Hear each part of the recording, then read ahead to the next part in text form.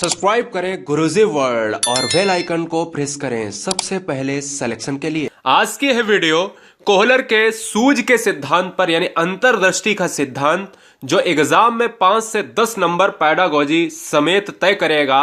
क्योंकि यह चैप्टर बच्चे आसानी से पढ़ तो लेते हैं, लेकिन एग्जाम में जो कठिन क्वेश्चंस आते हैं, क्या आप कक्षा में इसकी विशेषता है, किन किन कोहलर के नामों को यहां जाना जाता है, यानी कोहलर का सिद्धांत, ये अंतर्दृष्टि का सिद्धांत किन किन नामों से जाना जाता है, वो भी सभी इसी वीडियो में देखने वाले हैं। और दोस्तों नोट कर लीजिएगा इस पूरे सिद्धांत को, जिससे एग्जाम में परेशानी का सामना ना करना पड़े। चलिए वीडियो स्टार्ट करते हैं। पहली बार है तो सब्सक्राइब कर लें एक सरकारी सीट ईमानदारी से प्राप्त करने के लिए। देखिए यहां से क्वेश्चन बहुत आसान सा बनता है, क्योंकि बच्चे कंफ्यूज हो जाते हैं कि वर्दिमर लगाऊं या कोहलर लगाऊं, या कोई एक ऑप्शन एग्जाम में मिलेगा तो वहां पर क्या लगाना होगा। तो कोहलर का सूझ का सिद्धांत या अंतर्दृष्टि का सिद्धांत सबसे पहले हेडिंग डाल लीजिएगा, और इसके जो प्रतिपादक हैं वो वर्दिमर हैं। वर्दिमर बोले तो वर्दाइमर, ऐसे भी आप बोल सकते हो।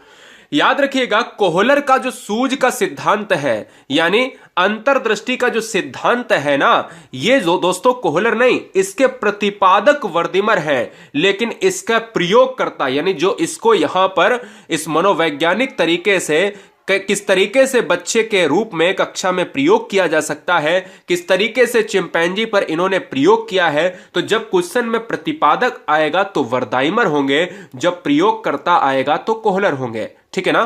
तो याद रखिएगा कभी भी आपको ऑप्शन में दोनों नहीं देगा। प्रयोग किस पर किया कोहलर ने? बनमानुस यानी चिंपैंजी, जिसका नाम था सुल्तान, ये नोट कर लीजिएगा। और सहयोगकर्ता कौन थे? ये कोफ्फा थे। ये कोफ्फा कौन है? कोफ्फा, कोहलर, वर्दिमर, ये सभी एक ही ग्रुप के व्यक्ति थे, एक टोली कह सकते हो, जिसको गेस्टाल्टवाद कहा गया। मैं भी बताऊंगा प्रतिपादन कब हुआ इस नियम का। 1912 में प्रतिपादन हुआ। इस चीज को आप, यह 5 पॉइंट, ये गोल्डन 5 पॉइंट जो एग्जाम में बनते हैं, ये लिख लीजिएगा टॉप 5 पॉइंट को, ठीक है। चलिए गेस्टाल्ट को जान लेते हैं। तो क्वेश्चन में गेस्टाल्ट तो हर बार पूछा जा रहा है। कहता है कि गेस्टाल्ट का अर्थ क्या होता है, गेस्टाल्टवाद का अर्थ क्या होता है, गेस्टाल्ट से आशय क्या है। तो 4 ऑप्शन आपको दे देगा, और वहां पर अगर आपको मिलता है कि अगर ऑप्शन में समग्रता मिलता है या संपूर्ण मिलता है, या एक और चीज देखने को मिलेगी जिसका नाम है संपूर्णवाद, ठीक है ना। संपूर्णवाद यानी कुल टोटल हम कह सकते हैं। जिस तरीके से अगर मैं बात करूं गेस्टाल्ट की परिभाषा दी गई है, तो यहां से 2 क्वेश्चन बनेंगे कि गेस्टाल्ट शब्द किस भाषा का शब्द है। तो वह जर्मन भाषा का शब्द है, और जिसका अर्थ क्या है? समग्रता है, यानी संपूर्णता है, जिसको हम कह सकते हैं पूर्णता, ठीक है ना। पूर्णता कह सकते हैं, बिल्कुल पूरी तरीके से टोटलिंग की जो हम बात करते हैं वो कहीं ना कहीं यहां पर दर्शाई जाएगी। इस सिद्धांत के प्रतिपादक कौन हैं? इस सिद्धांत के प्रतिपादक हैं वर्दिमर, कोफ्फा और कोहलर। किसके? गेस्टाल्टवाद के। जो गेस्टाल्ट एक ग्रुप है ना, इसके प्रतिपादक 3 लोग हैं, 3 मित्र हैं। एक वर्दिमर है, एक कोफ्फा है, एक कोहलर है। अच्छा, कुछ क्वेश्चन में यह आ जाए कि गेस्टाल्टवाद के जनक कौन है, तब आप क्या मारोगे? अगर कोई एक को मारना हो तो वहां पर भी आप नीचे नोट में लिख लीजिएगा कि वर्दिमर है। गेस्टाल्टवाद के जनक जो है वो वर्दिमर है, ये भी नोट कर लीजिए। अब अगर मैं बात करूं कि इस गेस्टाल्टवाद संप्रदाय का जो प्रतिपादन हुआ है वो किस वर्ष में हुआ है, तो यहां देखिएगा, यहां पर थोड़ा सा 1912 आपने लिखा है, इसको 1912 कर लीजिएगा, यहां 1912 कर लीजिएगा। जर्मनी में गेस्टाल्टवाद संप्रदाय का उदय हुआ है। इस नोट, यहां ये वाला नोट बहुत इंपॉर्टेंट है, यानी जर्मनी को आपको लिखना पड़ेगा, ठीक है। इस संप्रदाय में 3 व्यक्ति थे, अभी अभी बताए कि वर्दाइमर, कोहलर और कोफ्फा। ये चीजें आपको याद रखनी है। कोहलर ने प्रयोग किया, सहयोगी कोफ्फा रहे, और जनक कौन रहे? वर्दिमर रहे, ठीक है। चलिए तीनों बंदों को जान लिया। अब हम चलेंगे इस पूरे सिद्धांत की रूपरेखा पर चर्चा करेंगे। देखिए दोस्तों, कोहलर का सिद्धांत क्या कहता है? कोहलर का सिद्धांत यह कहता है कि यह सिद्धांत अंतर्दृष्टि सूझ के सिद्धांत पर आधारित है, यानी इनसाइट थ्योरी कहा जाता है। इनसाइट थ्योरी किसने दिया है? अगर एग्जाम में आ जाए, कोहलर ने दिया है। अंतर्दृष्टि का सिद्धांत किसने दिया है? तो कोहलर ने दिया है। सूझ का सिद्धांत किसने दिया है? तो कोहलर ने दिया है। अब बात आती है कि कोहलर ने जो सिद्धांत दिया है, इस सिद्धांत को किन किन नामों से जानते हैं? तो गेस्टाल्टवादी प्रयोगकर्ता यानी कोहलर है कौन? गेस्टाल्टवादी प्रयोगकर्ता है, समग्रवाद सिद्धांत के जनक हैं, अव्ययीवाद सिद्धांत के जनक। क्वेश्चन में आ जाए कि अव्ययीवाद के सिद्धांत के जनक कौन है, तो कोहलर है। अव्ययीवाद के सिद्धांत के जनक कौन है? कोहलर है। समग्रतावाद, समग्र का मतलब समझते ही होगी, गेस्टाल्ट को समग्र कहा जाता है, संपूर्ण कहा जाता है, इसलिए समग्रवाद और संपूर्णवाद के जनक कौन है? कोहलर है। ठीक है ना। और अंतर्दृष्टि मैं भी बता ही चुका हूं आपको। गेस्टाल्टवाद का मतलब क्या है दोस्तों? जैसे मैंने अभी आपको बताया कि पूर्णतः और समग्रतः होता है, जिसको हमने टोटलिंग वर्ड दिया। इसी तरीके से उसका आखिर यूज कहां पर होगा, इसका अर्थ क्या होगा? अगर देखा जाए शैक्षिक दृष्टि से, शैक्षिक दृष्टि से दोस्तों यहां पर सिर्फ इतना यूज है कि जब तक समस्या दिखाई नहीं पड़ती तब तक हल नहीं होगा। गेस्टाल्टवादी जो कहते हैं, तीनों बंदे वर्दिमर कोफ्फा और कुर्ट लेविन वगैरह, ये कोहलर वगैरह, ये कहते हैं कि भाई जब तक समस्या दिखाई नहीं देगी तब तक कैसे समस्या का समाधान किया जाएगा। बिल्कुल बात सही है कि भाई समस्या हमारे सामने होगी तभी तो मैं करूंगा। भाई कोई भी पाइप जो है, कोई टंकी से कोई पाइप आया है और पानी टपक रहा है, लेकिन अब ये पता ही नहीं है कि कहां से टपक रहा है, तो भाई पता होना चाहिए कि पाइप कहां से लीकेज है। मेरी बात क्लियर समझिएगा। जैसे इस तरीके से अगर मैं एक एग्जांपल लेता हूं, 50 किताबों का मूल्य क्या होगा? अगर मैं आपसे डायरेक्ट आपके पास आऊं, मैंने कहा सुनो भैया, बोले क्या? 50 किताबों का मूल्य क्या होगा? क्या आप बता पाओगे? नहीं बता पाओगे। 50 किताबों का मूल्य नहीं बता पाओगे, तब तक नहीं बता पाओगे जब तक आपके पास एक किताब का मूल्य ना हो। भाई एक किताब का मूल्य आपको पता ही नहीं है और 50 किताबों का मूल्य कैसे बता दोगे? मैं आपसे डायरेक्ट बात करूं, मैं डायरेक्ट पूछूं आपसे कि भाई 50 किताबों का मूल्य क्या है, तो आप कैसे बता दोगे? जब तक नहीं बता पाओगे तब तक आपको एक किताब का मूल्य ना पता हो। मैं कह दूंगा भैया कि अगर एक किताब का मूल्य 2 रुपए है, तो आप तुरंत कह दोगे कि 50 किताबों का मूल्य 100 रुपए हो जाएगा। अब बता लोगे। ठीक है। तो इसी वजह से यहां पर जब तक समस्या नहीं दिखाई देगी तब तक इसका रिजल्ट नहीं निकलेगा। कोहलर ने सुल्तान नामक चिंपैंजी पर प्रयोग किया। मोस्ट इंपॉर्टेंट टॉप लाइन है ये दोस्तों, इसको नोट करिएगा। और कोहलर ने 6 चिंपांजी पर प्रयोग किया। मोस्ट इंपॉर्टेंट पॉइंट है, टॉप लाइन है, इसको भी नोट करिएगा। ठीक है ना। सुल्तान नोट करिएगा और 6 चिंपैंजीज। कभी कभी क्वेश्चन पूछ देता है कि कितने चिंपैंजी थे। अब बच्चे पूरा जो है सिद्धांत रट कर गए हैं लेकिन डिजिट नहीं पता है। चलिए अब देखिए यहां पर एक आपको रूपरेखा दिखाते हैं कोहलर के सिद्धांत से।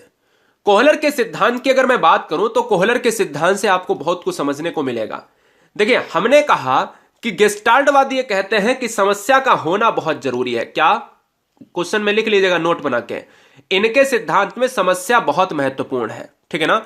और दोस्तों यहां पर अगर मैं बात करूं कि समस्या है तो ये कहते हैं मैं उस पर अंतर्दृष्टि डालूंगा। अंतर्दृष्टि का मतलब मैं बता देता हूं विचार, और अंतर्दृष्टि डालूंगा तो मैं कहूंगा सूझ का मतलब है कि मैं दिमाग लगाऊंगा, मैं दिमाग पर जोर डालूंगा कि आखिर ये कैसे हो सकता है, कैसे हो सकता है, कैसे हो सकता है। और फिर जैसे हम उसको जो है दिमाग लगाएंगे और समस्या सॉल्व हो जाएगी। सिंपल सी बात है। मेरी बात क्लियर है? चलिए अंतर्दृष्टि सिद्धांत की व्याख्या कोहलर ने अपनी पुस्तक गेस्टाल्ट मैकोलॉजी में 1959 में करी है। ठीक है ना। ये चीज आप लिख लीजिएगा। अब बात करते हैं चिंपैंजी के जो 2 प्रयोग थे, कोहलर के जो 2 विश्व प्रसिद्ध प्रयोग हैं वो जान लेते हैं।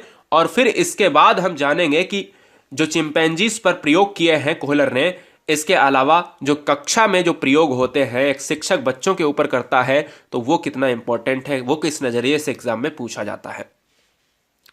देखिए आप गुरुजी वर्ल्ड एग्जाम स्टडी पर प्लेटफॉर्म पर हैं।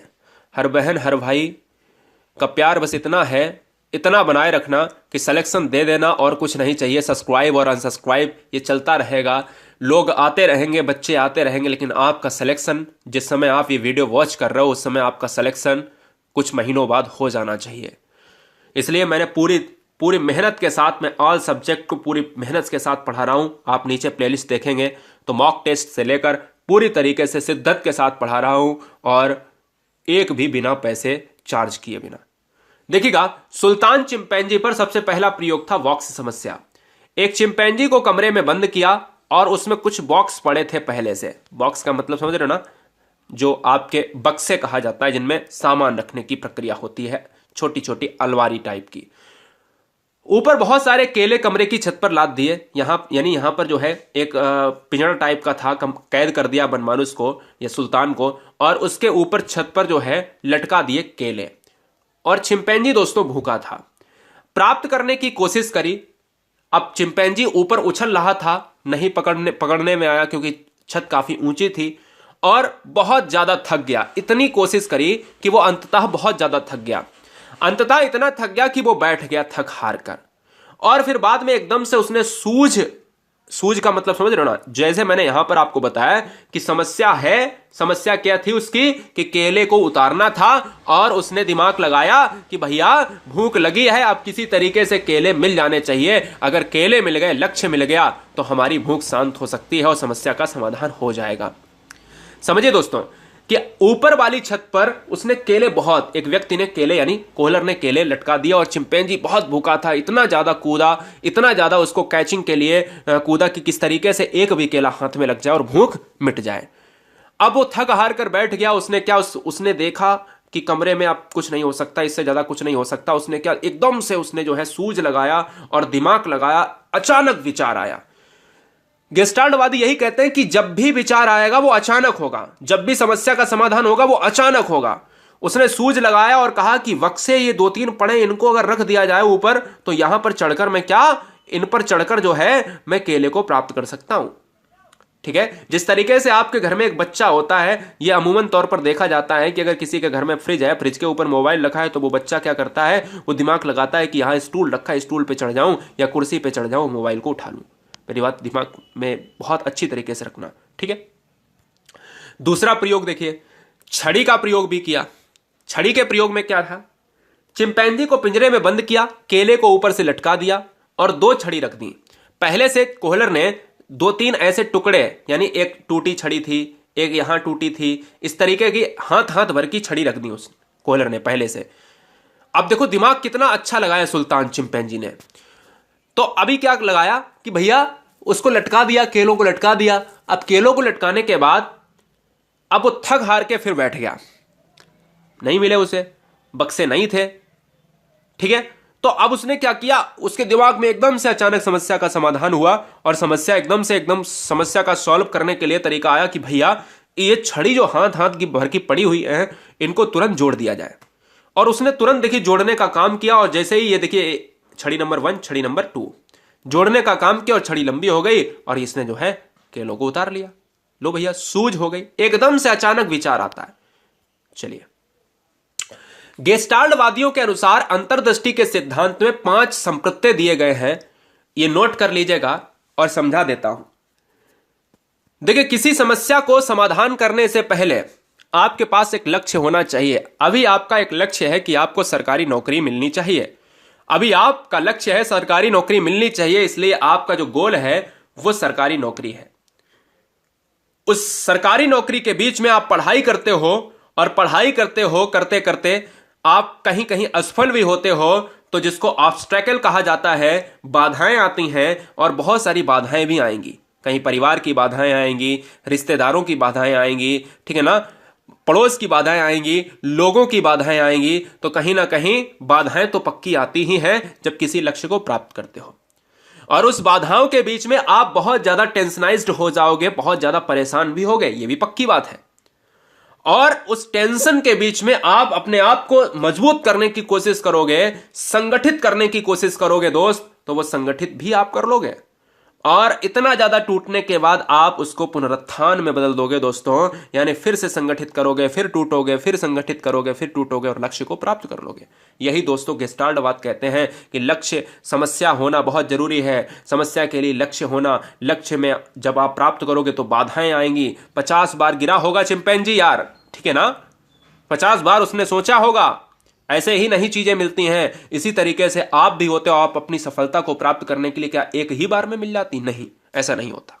चलिए दोस्तों, यहां पर 2 स्लाइड और दिखाऊंगा, लास्ट की 2 स्लाइड बहुत ध्यान से देखिए। सूझ के सिद्धांत की विशेषता क्या है, यहां से आपके एक क्वेश्चन से 2 क्वेश्चन बन जाएंगे, बहुत ध्यान से देखिए। सीखने की प्रक्रिया संज्ञानात्मक होती है, ठीक है। अधिगम या सीखना अचानक होता है, यह VIMP पॉइंट है। सीखने की प्रक्रिया यंत्रवत नहीं होती, ये वीआईएमपी पॉइंट है, यंत्रवत नहीं होती है, उसको याद कर लो। और अचानक होता है, ये तो मैंने अभी बताया कि एकदम से सूझ अचानक आती है। और सीखने की प्रक्रिया स्थायी होती है, तो ये भी आपको याद करना पड़ेगा, आईआईएमपी पॉइंट। सीखने की प्रक्रिया में सूझ अचानक होती है, मैंने अभी अभी बताया है, ये वेरी वेरी मोस्ट इंपॉर्टेंट, मैं 2 बार लिखा है, इस चीज को बहुत ध्यान से करना है क्योंकि गलती नहीं करना है। और अंतिम पॉइंट पर अपन देखेंगे और फिर लास्ट में अपन इस वीडियो को खत्म करेंगे। दोस्तों, उम्मीद है कि ये वीडियो बहुत अच्छी आपको लग रही होगी और ये उम्मीद हम करते हैं कि आपने चैनल को सब्सक्राइब कर लिया होगा ईमानदारी से सिलेक्शन प्राप्त करने के लिए। पाठ्यक्रम का निर्माण करने में सहायक, यहां सहायक कर लीजिए, पाठ्यक्रम निर्माण करने में सहायक, पूर्ण से अंश की ओर, यह कोहलर का सिद्धांत है। यह सिद्धांत बालक को रटने की प्रस्तुति का विरोध करता है। समस्या का पूर्ण रूप से प्रस्तुतिकरण होना बहुत जरूरी है, क्योंकि समस्या नहीं तो सॉल्व किसका होगा। और विषय वस्तु का उचित संगठन क्षमता के अनुसार होगा। कठिन विषय के लिए उपयोगी है कौन सा सिद्धांत? कोहलर का सिद्धांत। एक बार इसका स्क्रीनशॉट लो और लिख डालिएगा। दोस्तों, उम्मीद करते हैं कि वीडियो आपको बहुत अच्छी लगी होगी। टेलीग्राम ग्रुप को ज्वाइन करने के लिए सर्च करें GURUJI एक स्पेस WORLD गुरुजी वर्ल्ड, और ऐसा लोगो मिलेगा ग्रीन कलर का। सब्सक्राइब करने के साथ ग्रीन कलर के लोगों को यहां पर देखें जरूर, और वहां पर टेलीग्राम ग्रुप को ज्वाइन करें। लाखों बहनें, लाखों भाई जुड़े हुए हैं। सब्सक्राइब करें गुरुजी वर्ल्ड और बेल आइकन को प्रेस करें सबसे पहले सिलेक्शन के लिए।